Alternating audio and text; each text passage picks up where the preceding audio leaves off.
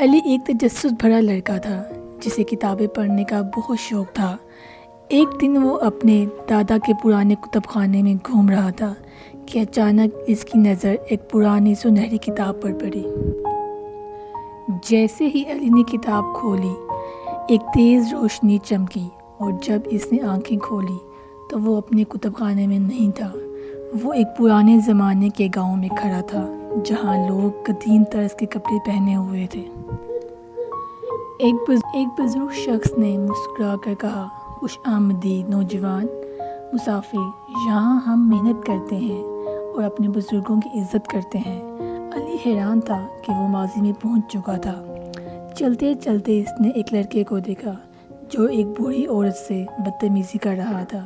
علی نے فوراً آگے بڑھ کر کہا، ہمیں اپنے بزرگوں کی عزت کرنی چاہیے کیونکہ وہ ہم سے زیادہ عقل مند اور تجربہ کار ہوتے ہیں۔ لڑکے نے شرمندگی سے معافی مانگ لی اور بوڑھی عورت نے دعا دی۔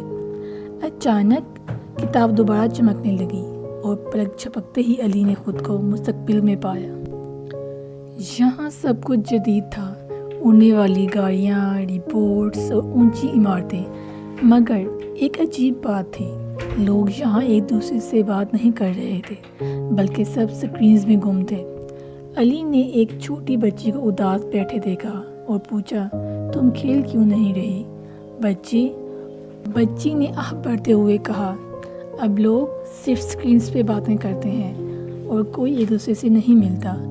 علی نے ایک سے دوسروں کو اکٹھا کرنے اور باہر کھیلنے کی ترغیب دی۔